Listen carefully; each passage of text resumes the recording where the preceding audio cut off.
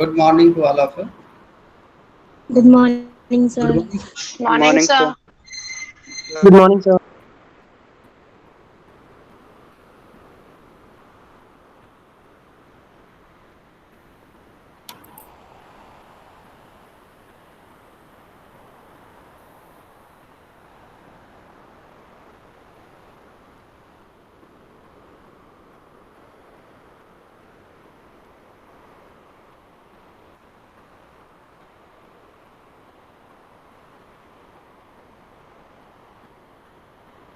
Screen visible है बेटा? Yes, sir. Yes, Yes, sir. sir. Am I audible? Yes, sir. Yes, sir. Okay, so I will start right now. Okay.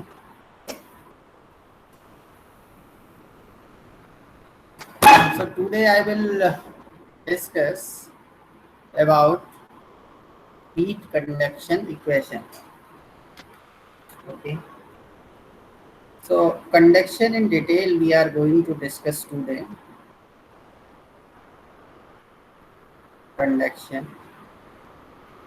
And in this conduction we are going to discuss today conduction equation. So what we have discussed earlier with respect to conduction, Fourier's law. Fourier's law. What is that? Q vector, Q vector is equal to minus K और del T. Del operator पता है ना आपको? Del operator is Yes, sir. I del x plus J del del y. Important point बेटा note भी करते चलो, हम नहीं बताएंगे आपको क्या नोट करना है क्या नहीं नोट करना है, ठीक है? नोट करते चलो और हर चीज यहीं पे समझते चलो, ठीक है? समझ आया? This was the Fourier's law that we have taught. अगर वन डायमेंशन में हम बात करें तो qx कैसे लिखेंगे बेटा? माइनस के तो स्केलर है तो ऐसे ही रहेगा, और ये आई डेल टी और डेल एक्स हो जाएगा, तो आई का कंपोनेंट ही लिखेंगे एक्स डायरेक्शन में. बोलो यस और नो? बोलो. Yes, sir. Yes, sir. और Yes, sir. Q minus k del T over del x, right. तो ये चीज़ हमने समझ ली थी. अब हम जो एक्सप्रेशन डिराइव करने जा रहे हैं वो three dimensional conduction equation derive करने जा रहे हैं. Conduction equation, okay.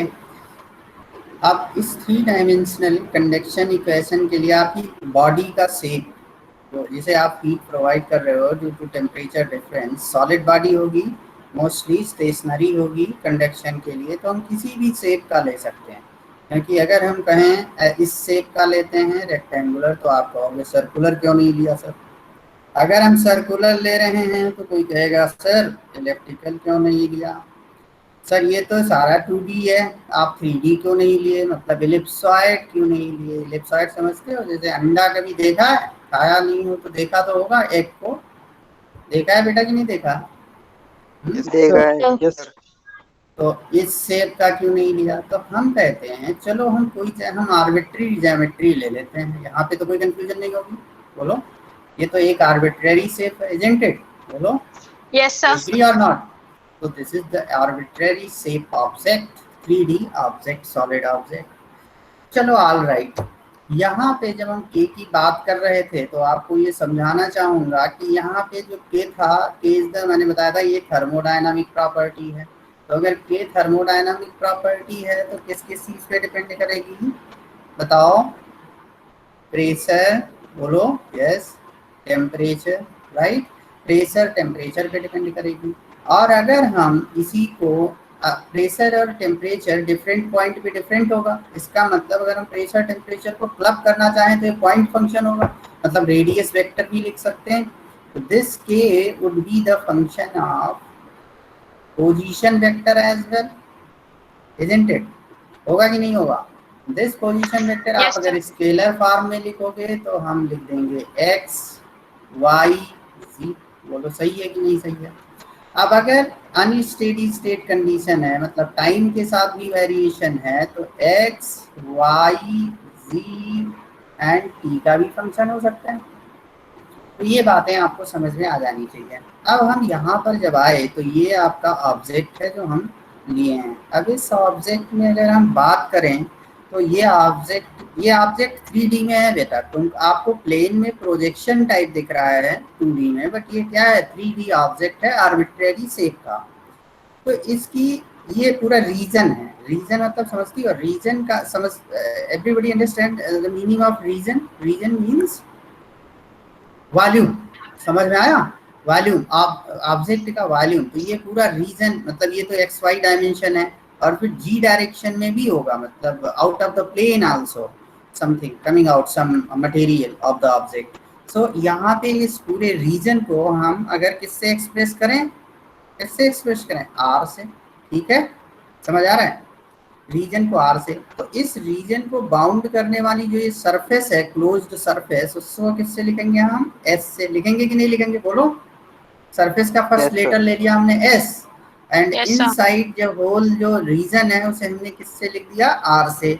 अब इस यस का हम थोड़ा सा पार्ट लेते हैं सरफेस का, वॉल्यूम। वॉल्यूम का मतलब क्या होता है? It is bounded by surface, है या नहीं? जिस रूम में आप बैठे हो उसमें 6 फेसेस बाउंड करती है उस वॉल्यूम को, क्या नहीं? बोलो यस और नो? बट Yes, ये sir. कंप्लीटली तुम्हारा रूम फिल्ड नहीं है सॉलिड मटेरियल से, उसमें एयर भी है, बट यहाँ पे सॉलिड मटेरियल है, दैट्स इट। समझ में आया? तो वो जो 6 फेसेस Yes, है, sir. That are the surfaces, and inside is the region where you are sitting, right? अब यहाँ पे देखो सरफेस पे, अब हम इस आर्बिट्रेरी सरफेस पे हमने कोई डीएस इनफाइनाइटेसिमल सरफेस ले लिया एनालिसिस के लिए। हम डीएस लेंगे और बाद में क्या करेंगे, होल एरिया के लिए क्या करेंगे बेटा? इंटीग्रेट कर देंगे, करेंगे या नहीं, बोलो? हाँ, Yes, समझ में आया? क्योंकि इंटीग्रेशन का मतलब होता है समेशन, क्योंकि इंटीग्रेशन का साइन ऐसे बनाते हो, ये यस का इलांगेटेड वर्जन है या नहीं है? यस, यस फॉर सम, बोलो? होता है कि नहीं?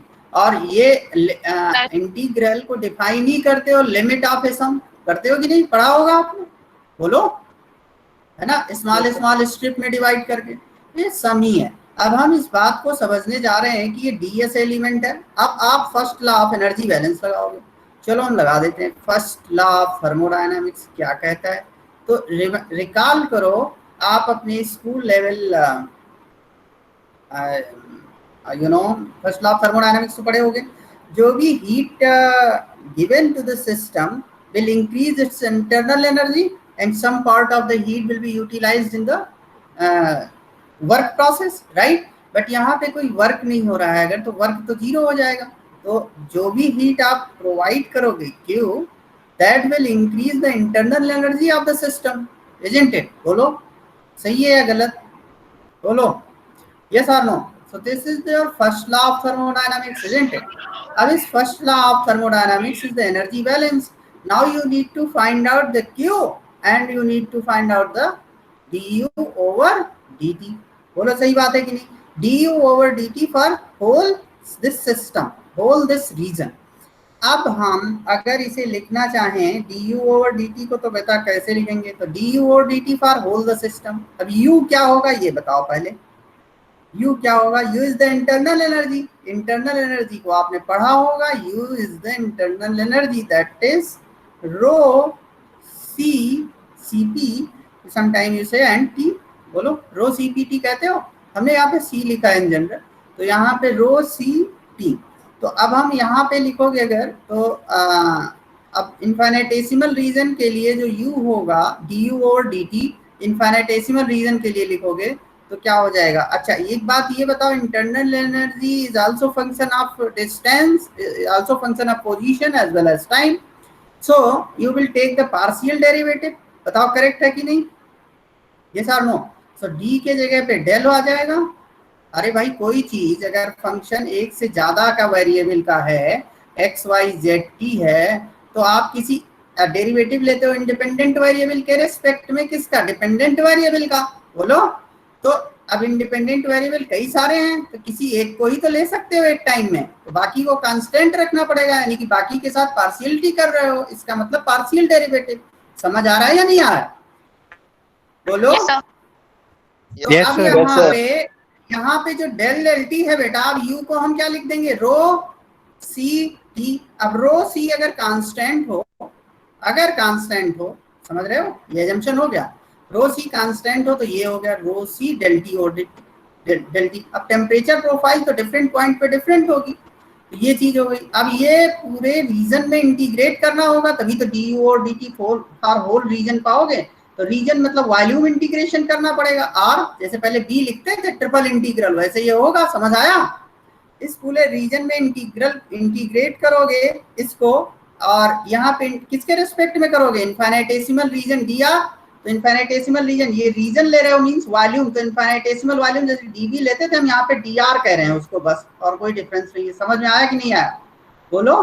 तो यहाँ पे हमने इनफाइनेटेसिमल रीजन ले लिया, ये आर है आपका, समझ, डी आर है, क्या है, डी आर। समझ आया कि नहीं आया। ये डी आर इनसाइड है, रीजन में है, और ये डी एस किस पे है, सरफेस पे है। समझ आ रही बात, बोलो बोलो बच्चों, समझ में आ रही है। Yes, sir.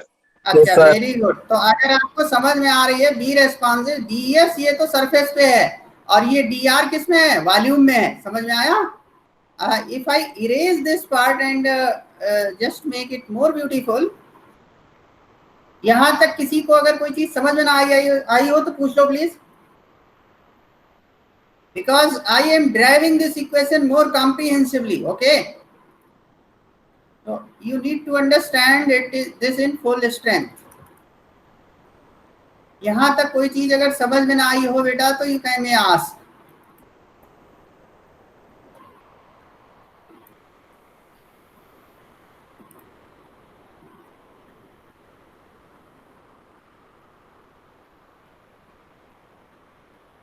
हम फिर से थोड़ा बड़ा फिगर बनाते हैं जिससे आप समझ में आओ और अच्छे से समझ में आए, ठीक है। देखो बेटा, मैंने कहा एक आर्बिट्रेरी रीजन है आर, ठीक, इसमें हमने इनफाइनाइटेसिमल रीजन लिया, मींस वॉल्यूम एलिमेंट लिया। समझ आया कि नहीं आया। और जो इंक्लोजिंग सरफेस है उस पे मैंने एक डीएस एरिया ले ली, infinitesimal area, and this is d r. अब कभी कभी किसी कारण से वॉल्यूमेट्रिक हीट जनरेशन होता है यूनिफॉर्म, तो मान लो किसी पॉइंट पे यूनिफॉर्म हीट जनरेशन हो रहा है इनसाइड, जैसे due to heat reaction, due to chemical reaction heat generate हो रही है। तो यहाँ पे जो जनरेटेड हीट है, let me take this, suppose there is a heat source, there is a heat source। यही हम जो लिख रहे हैं इस पे, ये हम शेयर कर देंगे एज ए मटेरियल। समझ में आ रहा है तो समझते चलो, अंडरस्टैंड और नॉट, समझ आ रहा है बेटा। Yes, sir. Yes, sir. Yes, sir. Yes, sir. And let me take this heat source q r, ये आर का फंक्शन होगा, है ना। अभी हम स्टेडी स्टेट ले रहे हैं, ये हीट सोर्स है, कैसा सोर्स है, वॉल्यूमेट्रिक है, यानी वॉल्यूमेट्रिक हीट सोर्स है, इनसाइड है। तो इसका मतलब पर यूनिट वॉल्यूम जो हीट एनर्जी निकल रही, हीट पर यूनिट वॉल्यूम, तो watt per metre cube, volumetric heat release है। ये क्या है, वॉल्यूमेट्रिक हीट रिलीज है, वॉल्यूमेट्रिक हीट रिलीज है। ऑल राइट, नाउ ये हीट रिलीज किन कारणों से होगी जरा देख लेते हैं थोड़ा। तो पहला कारण हो सकता है केमिकल रिएक्शन, केमिकल और न्यूक्लियर रिएक्शन। ऑल राइट, जो लिख रहा हूं वो पढ़ने में आ रहा है? या Yes, sir. इलेक्ट्रिकल, ये इलेक्ट्रिकल सोर्स है कोई इनसाइड, इलेक्ट्रिकल सोर्स है, ओके। तो ये सब चीजें हो सकती हैं जो वॉल्यूमेट्रिक हीट रिलीज का सोर्स होंगी। अब हमें ये चीज फाइंड आउट करनी है। अब हमने जो इक्वेशन लिखी थी वो क्या थी, जरा देखो।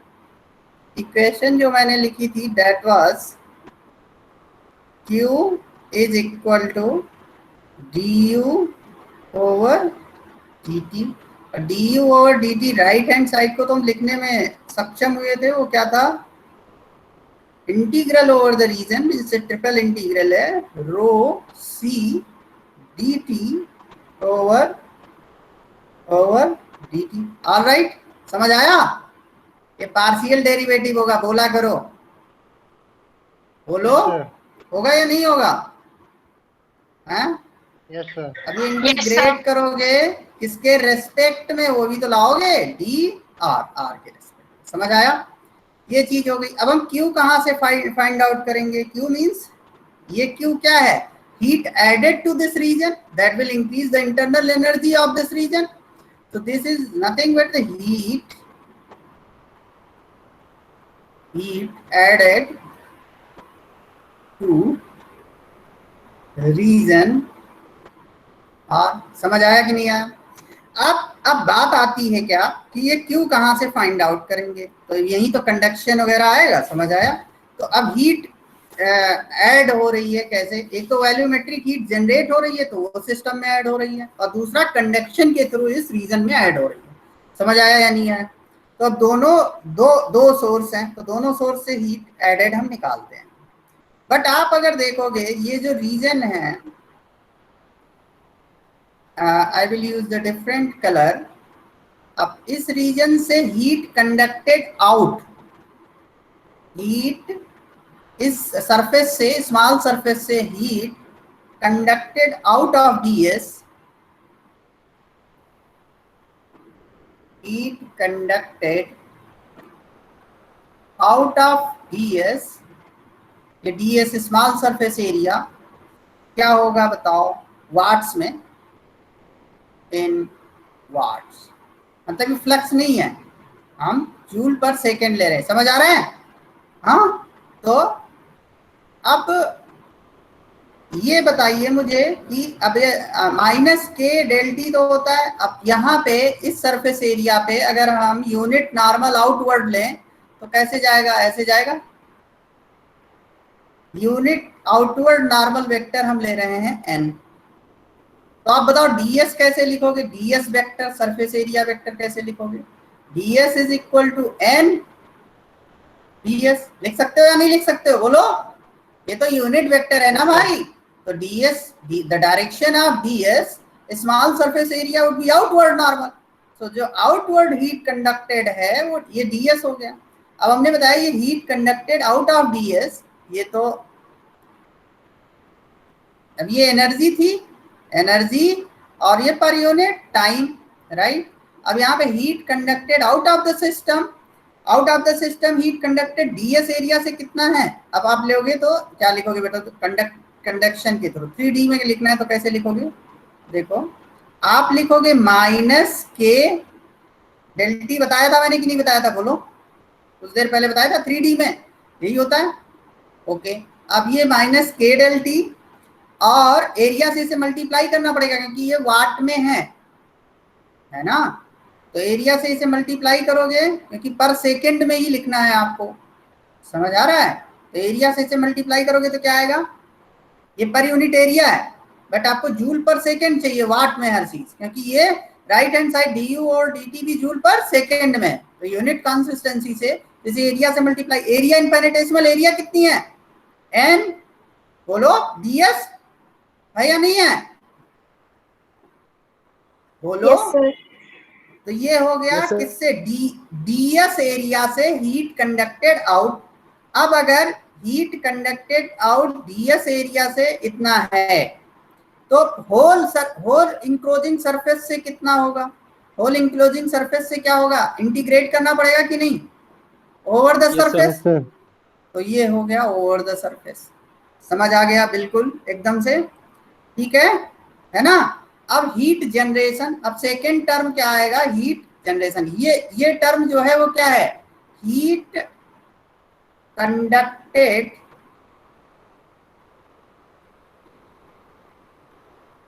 Out of the enclosing surface, isn't it? बोलो। Yes, sir. अच्छा, अब सेकेंड टर्म क्या है? हीट जनरेशन हो रहा है। अच्छा, अब आपको क्यू क्या है लेफ्ट हैंड साइड में? यहाँ पर जो बेटा क्यू है वो क्या है? Heat added to region r, है या नहीं? तो अगर heat conducted out of the system ये है, तो इन ऑफ द सिस्टम क्या होगा? माइनस साइन लेंगे कि नहीं लेंगे? बोलो, इसका माइनस साइन हो जाएगा कि नहीं? हाँ, तो हम इसी को अगर एक्सपेंड करना चाहें, इसी को हम अगर हम माइनस साइन करके लिख दें तो माइनस के डेल टी, बोलो समझ आ रहा है कि नहीं? डॉट जी सर। एन ds, ओके, समझ आ रहा है? अभी डॉट प्रोडक्ट होगा, क्योंकि डॉट प्रोडक्ट क्या दे देगा? स्केलर दे देगा इसका, है ना? और you can integrate the scalar. बोलो यस और नो। अब यहाँ पे सरफेस इंटीग्रल है, Yes, sir. ये जो होगा वो क्या होगा? Heat conducted into the enclosing surface means heat added to region or by conduction, isn't it? Can I write this? Heat added means not going out, going in. समझ में आ रहा है? Heat added to the region or system, heat added to the region by बोलो conduction. समझ में आया या नहीं आया? बोलो। अब दूसरा तरीका क्या है हीट एडिंग का?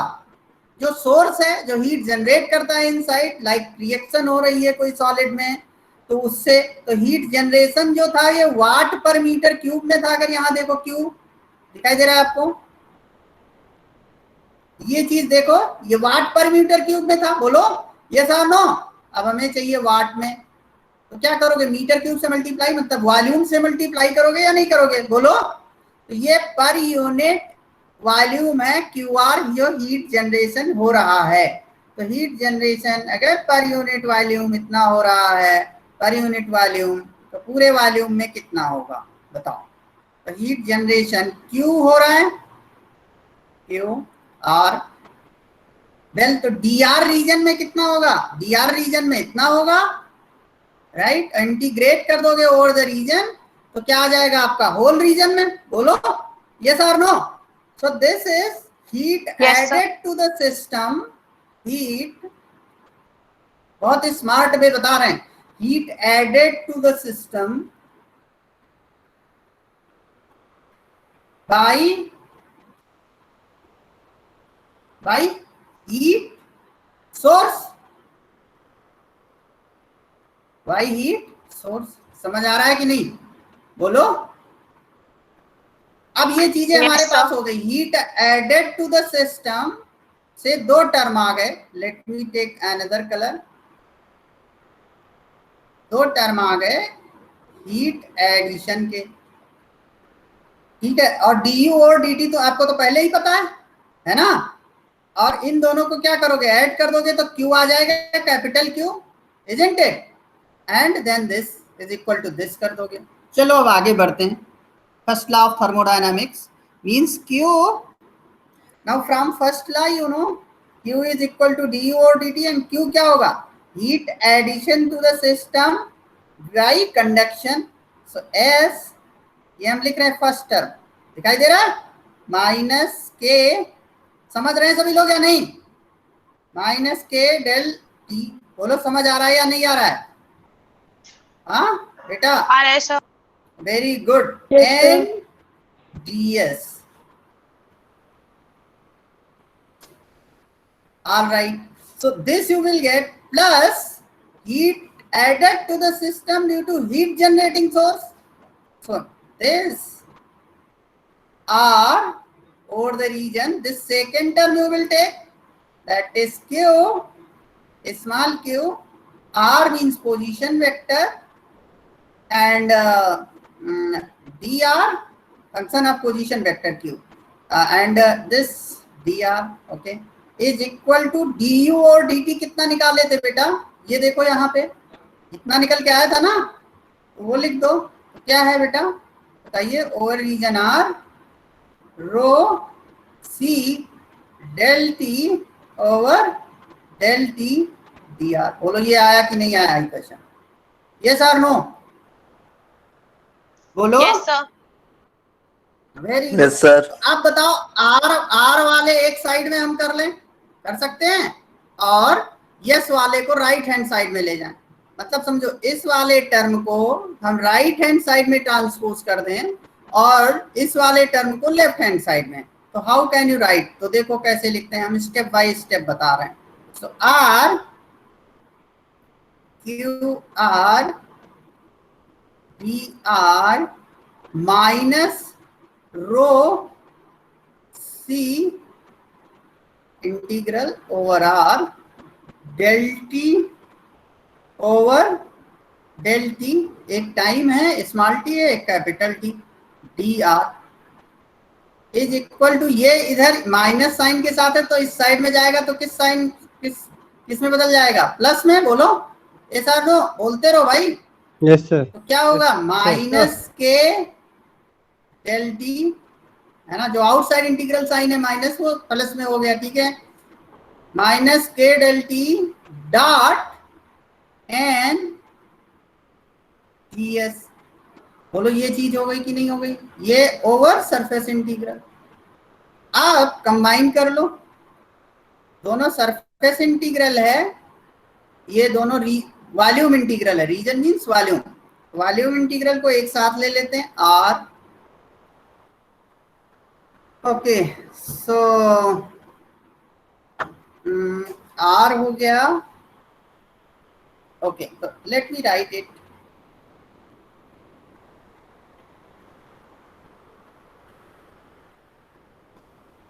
एक बात बताओ, अगर हम माइनस से मल्टीप्लाई कर दें, किससे? माइनस से, तो माइनस से मल्टीप्लाई कर दें तो ये साइन माइनस हो जाएगा। पूरे होल इक्वेशन को कर रहे हैं तो कोई फर्क तो पड़ेगा नहीं। ये प्लस हो गया, इसको किए तो ये भी प्लस हो गया। बोलो सही है कि नहीं? बोलो यस और नो। Yes sir. अब हम इस इक्वेशन को लिख रहे हैं, तो इस इक्वेशन को अब रीजन, जो ओवर रीजन इंटीग्रल है वो कंबाइन कर लो। तो कंबाइन करोगे बेटा तो आर, यस, क्या होगा? यहां से रो सी, ये पॉजिटिव टर्म है तो इससे पहले लिख लो rho c del T over del t, और ये माइनस टर्म है, ठीक है। ये क्या हो जाएगा? माइनस, बोलो क्या हो जाएगा? Q function of r position vector big bracket and then क्या हो जाएगा बेटा? डी आर है। बोलो यस और नो। लिख लिया मैंने? बोलो यही तो होगा, डी आर कॉमन है ना दोनों? Yes sir. आर के रेस्पेक्ट में ही है। अच्छा, राइट हैंड साइड में आपका क्या हुआ? एस एस के पॉजिटिव हो गया ना, माइनस के डेल टी, तो के डेल टी हो गया। All right, dot n t s. अब मुझे एक बात बताओ, ये ओवर रीजन है मींस वॉल्यूम इंटीग्रल है, और ये ओवर सरफेस है मतलब सरफेस इंटीग्रल है। समझ आ रहा है? तो अब इसे कंबाइन करोगे। Let me break the page.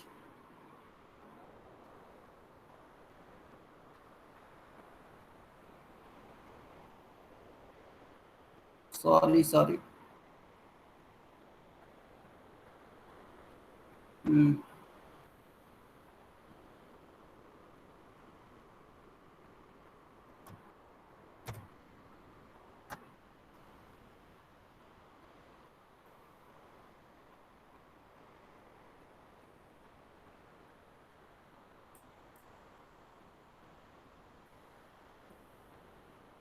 अब इस इक्वेशन को जो आप देख पा रहे हो बेटा, अब कैसे कंबाइन करोगे? एक तरफ आर है और ये दूसरे तरफ वैसा है, मतलब एक तरफ वॉल्यूम इंटीग्रल है, इधर क्या है? Volume integral. Let me right with another colour. ये क्या है आपका? Volume integral.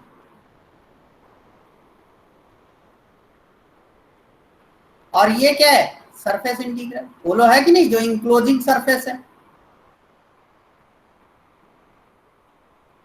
अब हम एक ट्रिक यूज करेंगे जो मैथमेटिक्स में पढ़ा था आपने, वो हम ला रहे हैं। गॉस थ्योरम पढ़ा था कि नहीं पढ़ा था?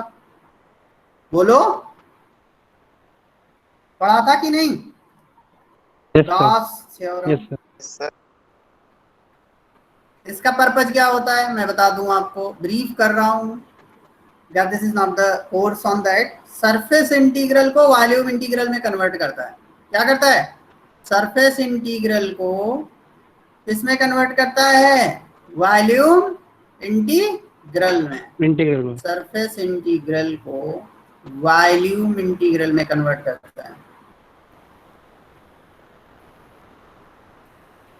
हमारा पर्पस क्या है, हम ऐसा क्यों करना चाह रहे हैं, इस बात को समझो।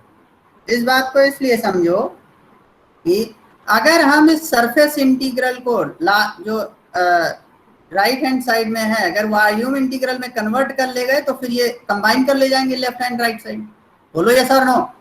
हाँ, तो इसीलिए इसको कन्वर्ट करने के लिए हम करते हैं। अब ये क्या कहता क्या है, ये surface integral means two dimension. Surfaces क्या होती है? टू डायमेंशनल होती है। वॉल्यूम इंटीग्रल क्या होता है? थ्री डायमेंशनल होती है। बोलो, enclosing surfaces, all surfaces are two dimensional, but the closing volume is three dimensional. Getting it or not? बोलो। Yes, तो sir. आप यहाँ पे एक बात मुझे Yes, बताओ, sir. ये इसका गॉस थ्योरम को अगर हम लिखें, फर्ज in general we are using like that, you know, if A is suppose any vector and we are taking the surface integral of this vector n ds over the surface, means ये two dimension है, then Gauss theorem, it will convert it into enclosing region or volume or, तो इसमें क्या करते हैं हम, इसको किस में कन्वर्ट करते हैं? डाइवर्जेंस। मैंने बताया था आपको ग्रेडियंट डाइवर्जेंस। तो डाइवर्जेंस में क्या होता है? डॉट प्रोडक्ट होता है, ग्रेडियंट होता है एक, और फिर डाइवर्जेंस में डॉट और कर्ल में क्रॉस प्रोडक्ट होता है। बताया था कि नहीं बताया था? बोलो। तो डेल डॉट ए, अब ये किस में होगा? ये वॉल्यूम इंटीग्रल है तो किसके रेस्पेक्ट में होगा? आर के और यस के, आर के रेस्पेक्ट में होगा या नहीं होगा? तो ये था आपका गॉस थ्योरम। समझ आ गया?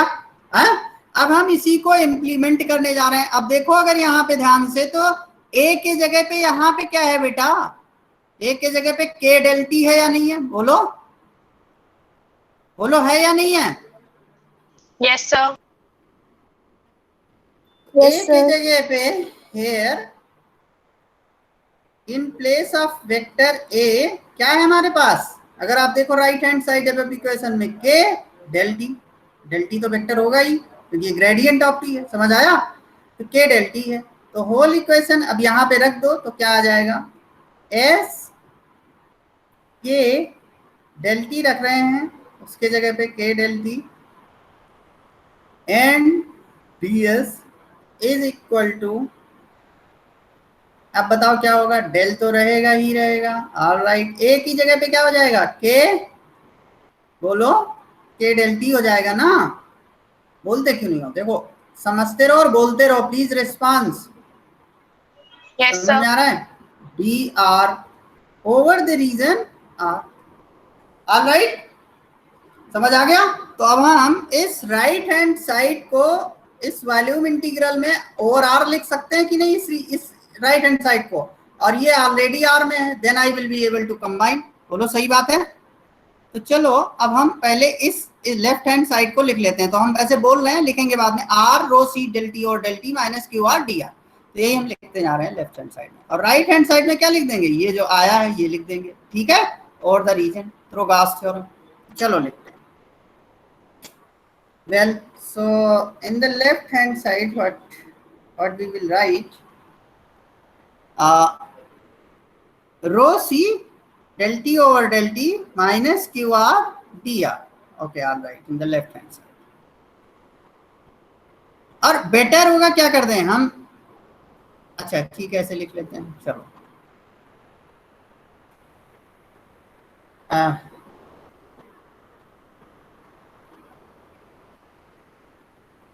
आर, बोलो क्या लिखें? जो बोला था अभी वही, रो सी डेल टी, बोलो, over del t minus q vector, ये वॉल्यूमेट्रिक हीट जनरेशन है। Over d r. और राइट हैंड साइड में क्या लिख देंगे, ये लिख देंगे। बोलो सही है कि नहीं, क्योंकि अभी कन्वर्ट किया है, ये था राइट हैंड साइड में, इसको मैंने कन्वर्ट कर दिया इसमें थ्रू गाउस थ्योरम। ये लिख दो, integral over the region r del dot k del t d r. बोलो हो गया कि नहीं। अब हम इस इक्वेशन को क्या कर रहे हैं, रीराइट कर रहे हैं। अब हम ये जो टर्म है इसको हम इस साइड में ले जाएंगे, राइट साइड में। तो देखो क्या ले सकते हैं, are del dot k del t d r. अब इसको इधर लेके जाओगे तो क्या हो जाएगा, माइनस हो जाएगा कि नहीं, minus r rho c del T over del t minus q vector r b r is equal to 0। Is it correct और नॉट, बताओ। Hello, Yes, sir. हाँ। अब हम क्या करेंगे बेटा, अब now you can combine this. चलो कंबाइन कर दो, आर अब कंबाइन कर रहे हैं तो डी आर तो कॉमन हो जाएगा, दोनों डी आर के रेस्पेक्ट में है। चलो big bracket, so del dot k del t, all right.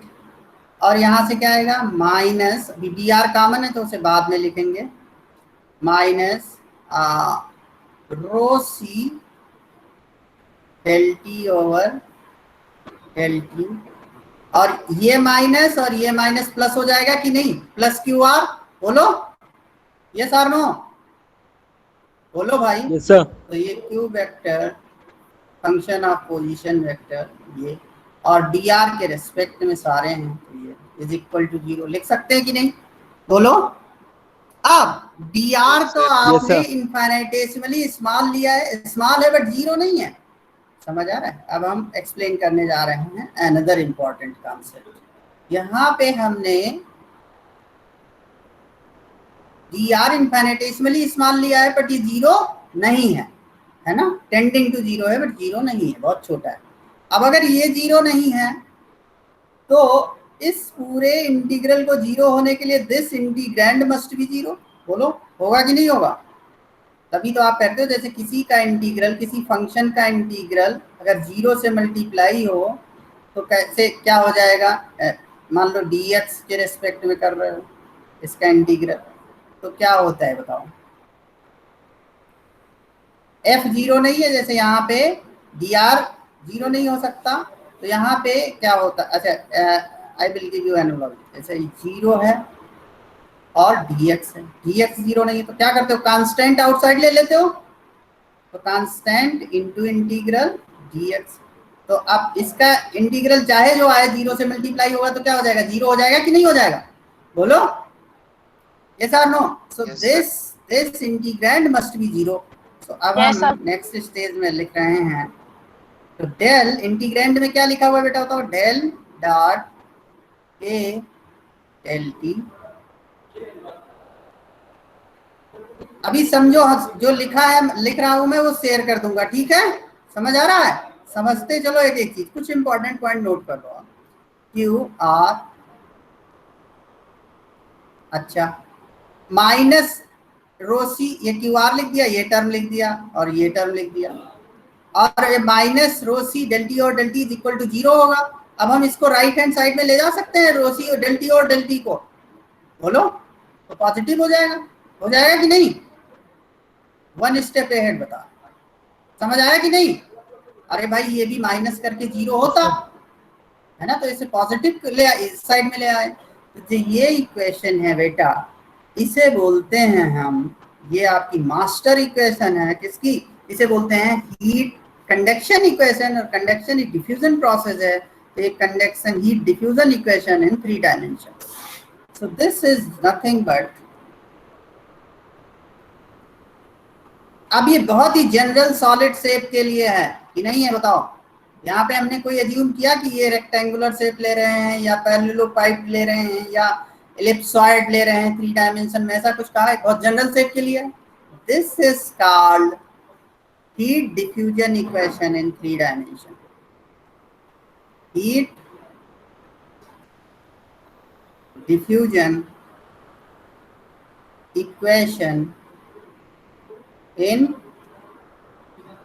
3। समझ आया कि नहीं आया? बोलो। This is in your syllabus. Okay, अब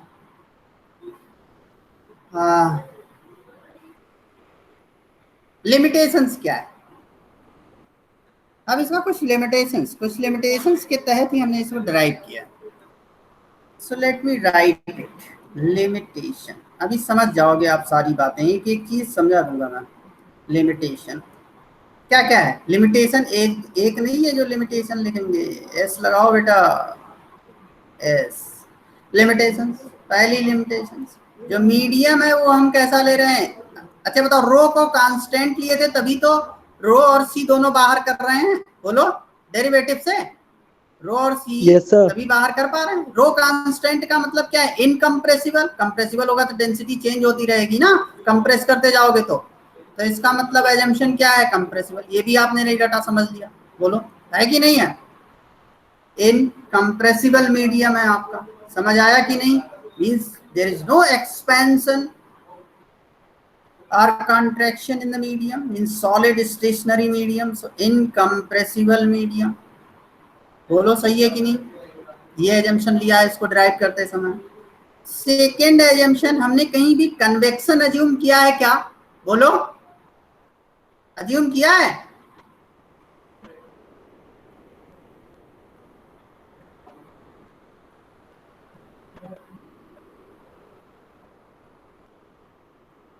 कन्वेक्शन नहीं अज्यूम किया है,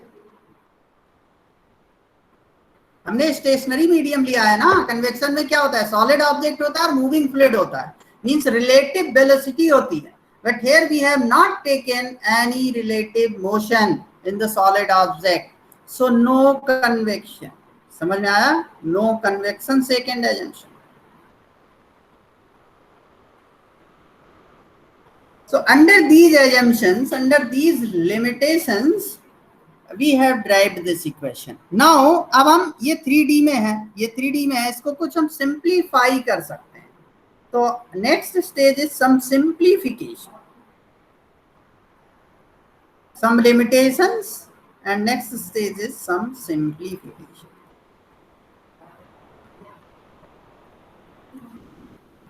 ऑल राइट, अब हम सिंप्लीफाई करने जा रहे हैं।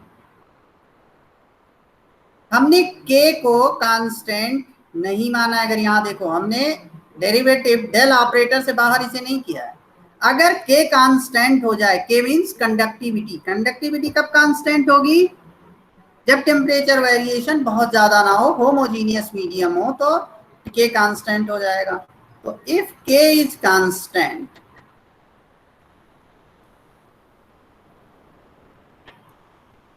दूसरी चीज हम ये मान लें कि k इज कांस्टेंट है, तो क्या हो जाएगा? k को हम बाहर ले सकते हैं कि नहीं ले सकते? बोलो। ये जो इक्वेशन है आपकी, ये जो इक्वेशन है वो किस में कन्वर्ट हो जाएगी? You can take k outside, so k del dot del, k बाहर ले लिया मैंने, तो k डेल डेल t। बोलो, होगा कि नहीं होगा? k डेल डेल t होगा, plus okay q position vector r is equal to rho c del t over del t। अब k से हम डिवाइड कर दे रहे हैं, तो अब यहाँ पे देखो, ये डेल डेल ऑपरेटर किस में कन्वर्ट हो जाएगा? डेल स्क्वायर में, इसे लाप्लासियन ऑपरेटर भी बोलते हैं। और हम साइमल्टेनियसली क्या कर रहे हैं? k से डिवाइड करेंगे तो डेल स्क्वायर t हो जाएगा। इस टर्म को भी k से डिवाइड करो, पूरी इक्वेशन में k से डिवाइड कर रहा हूं। डिवाइडेड बाई के, एंड दिस इक्वेशन रो सी, इसे भी के से, इस टर्म को भी के से डिवाइड करेंगे, तो rho C by K del T over del T. समझ आया कि नहीं आया? अब यहां पर आपको ये समझना है कि K by rho C P thermal diffusivity होती है। क्या होती है? रो सी पी और सी लिखते हैं तो समझ जाना, ये होती है थर्मल डिफ्यूजिविटी अल्फा। तो अगर इसका रिवर्स लिखा हुआ है means rho C P by K, तो ये क्या हो जाएगा? रो सी पी बाई के इज इक्वल टू 1 अल्फा। होगा कि नहीं होगा? बोलो बोलो, yes or no? So we can write this equation further as Laplacian operator means del over del square T plus Q vector R divided by K thermal conductivity is equal to 1 upon alpha del T over del T. This is the simplification. Assumption here is homogeneous medium, K is constant. बोलो है या नहीं? K is constant. अच्छा, अब इसको लिखने का जो फायदा है वो मैं बता दूं। इसको लिखने का बेटा फायदा ये है कि अब हम ऑपरेटर को अगर लिख लें, लाप्लासियन ऑपरेटर को डिफरेंट कोऑर्डिनेट सिस्टम में डेल स्क्वायर को क्या लिखा जाता है वो अगर समझ लें, क्योंकि आपने पढ़ा होगा, आई विल रिविजिट दैट, तो हम डेल स्क्वायर को सिलेंड्रिकल, स्फेरिकल हर कोऑर्डिनेट में लिखना सीख जाए तो हम लिखना सीख जाएंगे। डेल स्क्वायर टी को अगर हम सिलेंड्रिकल में लिख लें और स्फेरिकल में लिख लें तो हमारा काम खत्म हो गया। बोलो इजंट इट? तो हम सिलेंड्रिकल में लिख के बता, तो डेल स्क्वायर टी अगर हम सिलेंड्रिकल में लिखें, हमने सिलेंड्रिकल कोऑर्डिनेट कार्टेशियन से सिलेंड्रिकल बताया था, a little bit manipulation you will get this। उसमें क्या होता है बताओ? r थीटा z होता है कोऑर्डिनेट या नहीं होता है? बोलो, होता है। तो डेल स्क्वायर टी को हम ऐसे लिख सकते हैं। बोलो यस और नो? बताया था कि नहीं बताया था? जो लोग क्लास में रहे होंगे, पिछली क्लास जो अटेंड किए होंगे, तो r theta z del T over del r plus 1 upon r square del 2t over del theta square plus del 2t over del z square। समझ आया? अब डेल स्क्वायर टी के जगह पे अगर प्लेस कर देंगे इसको, तो ये किस में कन्वर्ट हो जाएगी ये इक्वेशन? बताओ, सिलेंड्रिकल में कन्वर्ट हो जाएगी कि नहीं? बोलो यस और नो? ऐसे हम इसको स्फेरिकल में कन्वर्ट कर सकते हैं। अच्छा, डेल स्क्वायर कार्टेशियन में क्या होगा बताओ? डेल स्क्वायर कार्टेशियन में क्या होगा? Del square T del 2t del x square plus del 2t del y square plus del 2t del z square. होगा कि नहीं होगा? बोलो। तो ये चीज थी जो कि हीट डिफ्यूजन इक्वेशन हमने आपको बताया। समझ में आया? अगर हीट जनरेशन ना हो रहा हो और स्टेडी स्टेट हो, तो ये एक सिंप्लीफिकेशन हो गया। हम दूसरा सिंप्लीफिकेशन आपको दिखा रहे हैं। ये तो एक सिंप्लीफिकेशन हो गया, एक constant. Second simplification above equation का ही हो जाएगा। अगर हम दूसरा लें, दूसरा क्या ले रहे हैं? No heat generation. No heat generation का मतलब क्या है बताओ? कौन सा टर्म जीरो होगा? हीट जनरेशन हमने क्यू आर लिखा था, वाट पर मीटर क्यूब। बोलो, लिखा था कि नहीं? ये जीरो हो जाए। और हम क्या ले लें? स्टेडी स्टेट ले लें। स्टेडी स्टेट में कोई भी चीज टाइम के साथ नहीं चेंज होगी, तो स्टेडी स्टेट एजम्पशन ले लें, means del T over del T भी जीरो हो जाएगा। तो इस इक्वेशन को अगर बहुत ध्यान से देखो, और चीज क्या ले लें? तीसरी चीज क्या ले लें? इसी इक्वेशन को के कांस्टेंट ले लें, कंडक्टिविटी कांस्टेंट, मतलब homogeneous medium.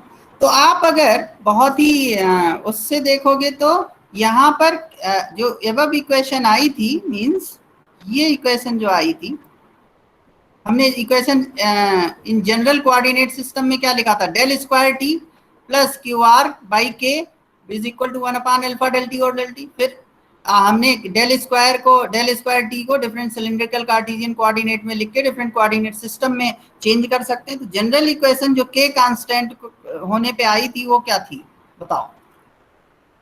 General equation was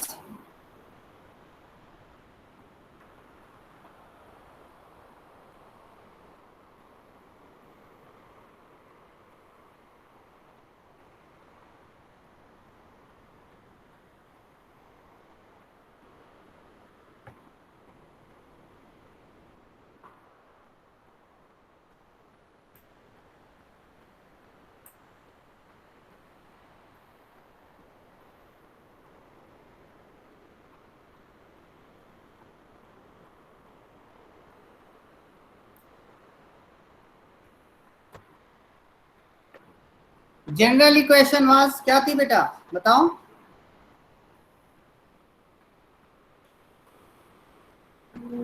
general equation क्या थी जो के कांस्टेंट पे आई थी? डेल स्क्वायर टी, बोलो देख लो ऊपर, del square T is plus Q R by K. तो क्यू आर तो जीरो हो जाएगा, तो वो जीरो हो जाएगी ये चीज, बोलो ये टर्म जीरो हो जाएगा कि नहीं? और del T over del t अगर जीरो है, स्टेडी स्टेट है, तो del T over del t zero हो जाएगा, ये टर्म जीरो हो जाएगा। तो del square T is equal to zero आ जाएगा कि नहीं? सिंपली बोलो del square T is equal to zero आ जाएगा under these assumption, no heat generation and steady state and k is equal to constant. So this is another simplification. बोलो सही है कि नहीं? ऐसे कार्टेशियन कोऑर्डिनेट में लिखना चाहो तो डेल स्क्वायर टी, बोलो जल्दी, del X square plus del square T over del Y square plus del square T over del Z square is equal to zero. अब मुझे बताओ यहां से देखने से इस इक्वेशन को, जो जनरल इक्वेशन आई थी जिसमें के कांस्टेंट था, ये इक्वेशन,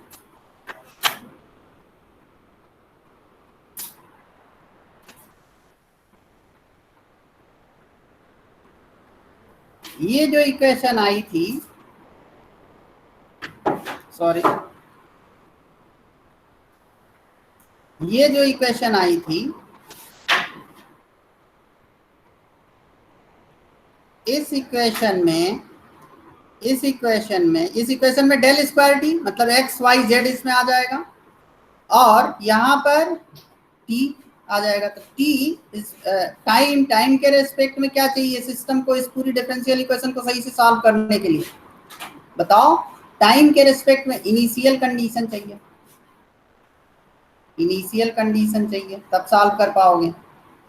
और इस डेल टू ये डबल डेरिवेटिव है,